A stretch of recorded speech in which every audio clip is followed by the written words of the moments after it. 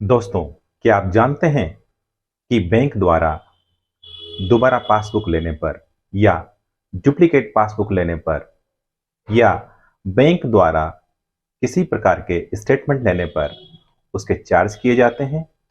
अगर नहीं, तो आपको यह वीडियो देखना बहुत जरूरी है।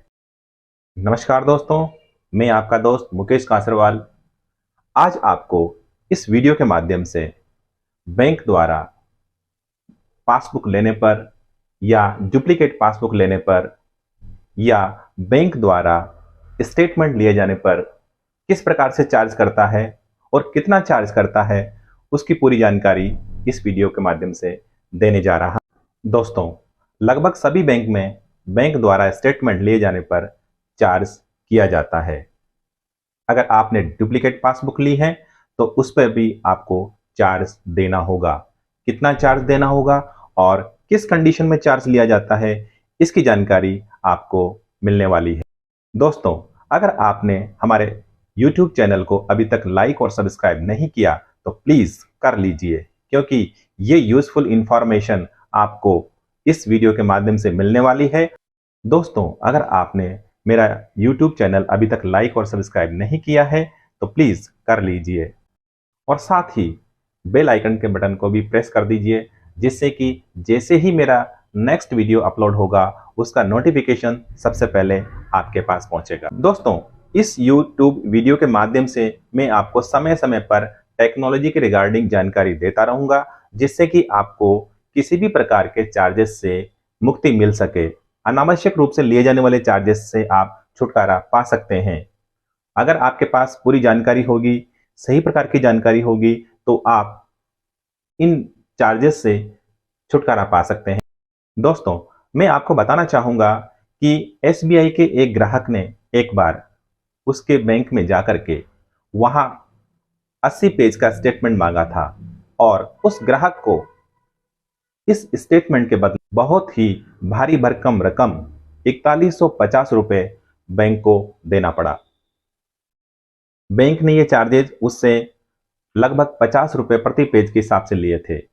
ज्यादातर बैंक 44 रुपए प्लस GST या लगभग 50 रुपए प्रति पेज के हिसाब से स्टेटमेंट के चार्ज करते हैं।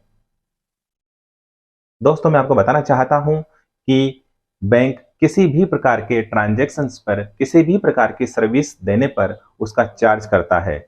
इसलिए आपको इस बात का ध्यान रखना होगा कि जब हम स्टेटमेंट लेते हैं या पासबुक की एंट्री करवाते हैं या डुप्लीकेट पासबुक इशू करवाते हैं तो हमें इस बात की जानकारी होनी चाहिए।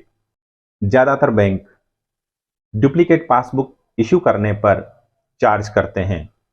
उसमें वो 100 रुपये प्लस GST के रूप में चार्ज करते हैं। जब आप अकाउंट ओपन करवाते हैं उस समय आपको पासबुक जारी करते हैं।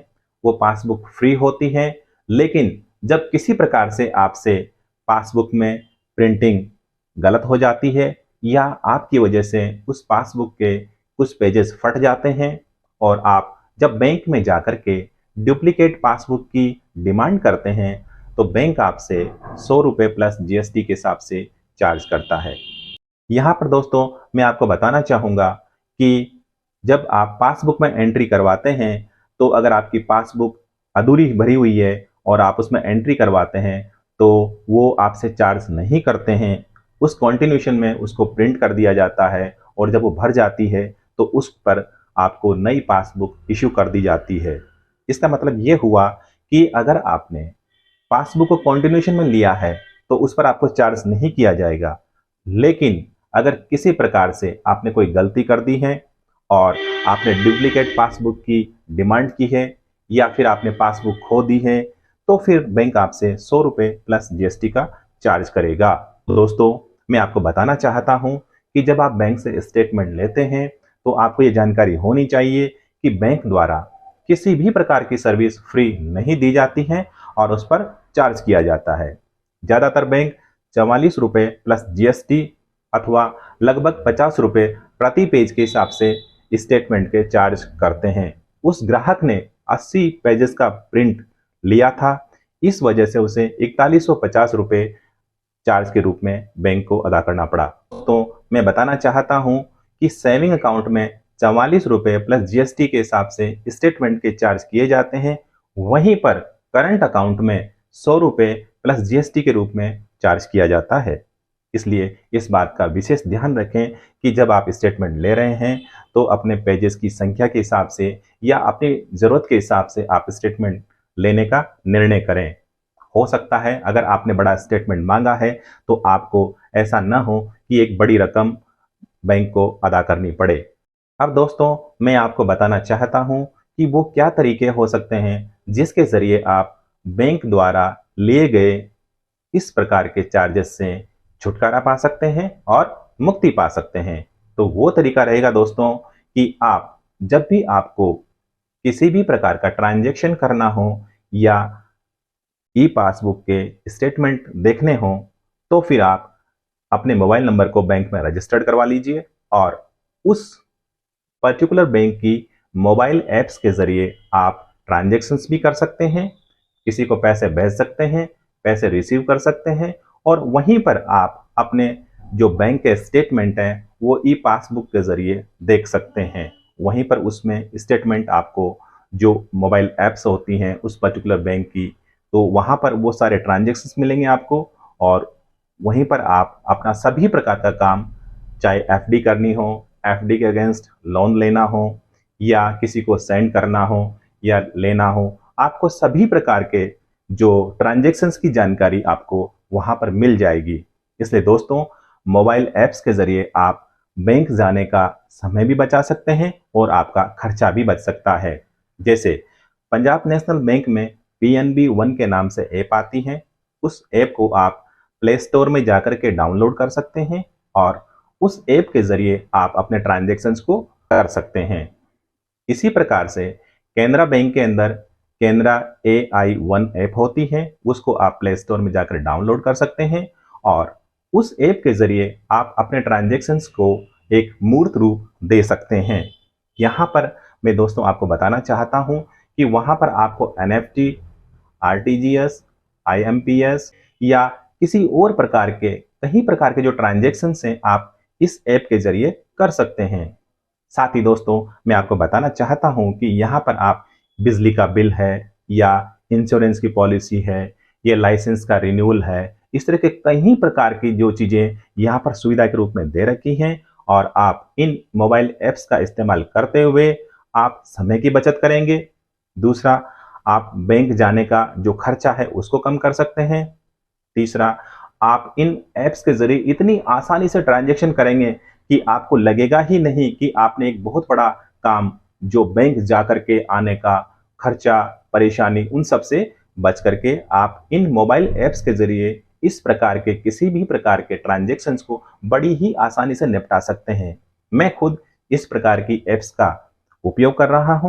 जैसे बैंक ऑफ बड़ौदा के अंदर BOB वर्ल्ड के नाम से ऐप है, आप उसको डाउनलोड कर सकते हैं और अपने जो भी बैंक की ज़रूरतें हैं उसको पूरा कर सकते हैं।